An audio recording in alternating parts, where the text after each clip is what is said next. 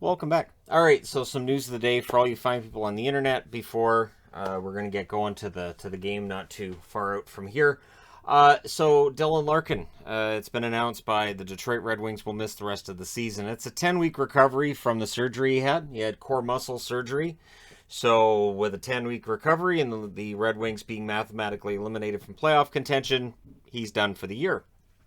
It's too bad. Larkin's had a really good year.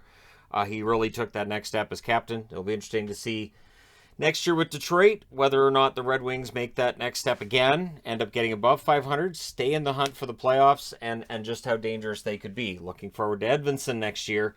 It's going to be a lot of fun to see how that goes. And we'll see if Soderblom comes over and plays too. Montreal's Michael Pezzetta has been suspended 2 games for the head hit on TJ Oshie.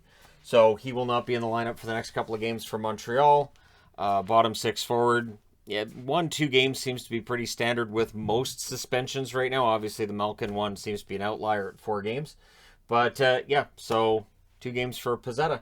Brock Besser will be returning to the Canucks lineup tonight. That's good because the Canucks, of course, without Horvat, it could be for the rest of the regular season. They don't have Horvat.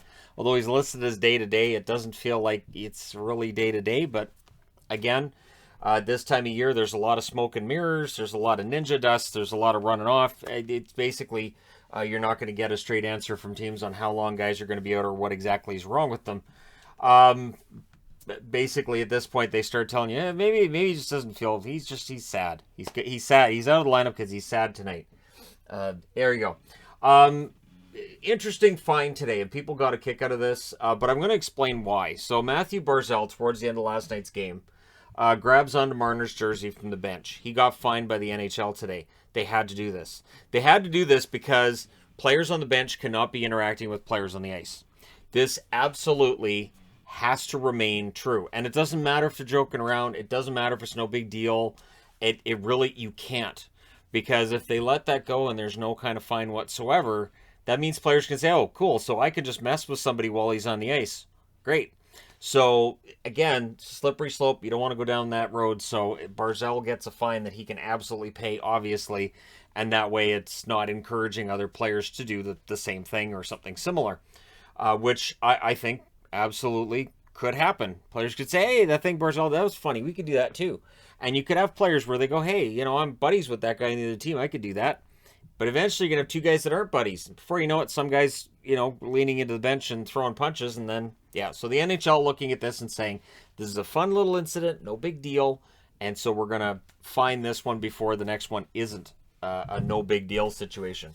Your 3 stars of the week in the National Hockey League this week, Vlad Tarasenko in 4 games, 7 goals, 4 assists for 11 points. That's a 220-point pace over an 80-game season. I honestly, Tarasenko's been great this year. The interesting thing is, by all accounts, he never rescinded his trade request. He just was okay with the fact that that they didn't trade him. So there's the possibility this coming off season we start hearing about Tarasenko wanting a trade again. Kevin Fiala is your number 2 star of the week. 4 games, 5 goals, 5 assists, 10 points. And Fiala's been excellent. It's finally, showing up. His numbers are looking like what you might have expected earlier in the year when he was fighting it. And so that's good news for him and obviously for the Minnesota Wild as well. And Mike Smith's the 3rd star of the week. He had 2 wins in the 2 games he played, both of them via shutout. So back-to-back shutouts for Mike Smith, and over the age of 40. Kudos to him for that. At a point where a lot of players have retired or they're winding down, Mike Smith is showing he can still play. Freddie Anderson will be reevaluated in a week. That is Sarah Sivian's reporting. Pierre LeBrun's reporting is that the MRA came back as negative. So that's good tag team reporting there on an injury that's very important to Carolina fans. Because if you're going into that first round with Ronta, I like Ronta, but I don't know that I'd be comfortable with him as a starting goaltender over a playoff run right now. Freddie Anderson, absolutely. So it sounds like the important thing for Anderson is him to be back in time for the playoffs. But in the meantime, they could absolutely end up falling behind the Rangers and end up finishing second in the division and have a little bit of a tougher road than they would if they were first. But again, we'll see. And then the question becomes one of whoever finishes second probably plays Pittsburgh. Whoever finishes first will likely get Boston. Probably Boston. Do you want Pittsburgh or do you want Boston in the first round? I think there's an interesting case to be made either way. So, yeah. Also, Stahl and Kotkaniemi are both viewed as day-to-day. There was some concern about the Stahl injury. The fact that it's day-to-day means either they're not telling us the whole story, which is possible, again, at this time of year, or it's not as bad as originally feared. Either way, we will find out over the next 10 days. But let me know your thoughts in the comments section below, as always. Yes, another nice, quick News of the Day video to get this done and out of the way. Thank you guys so much for all your support.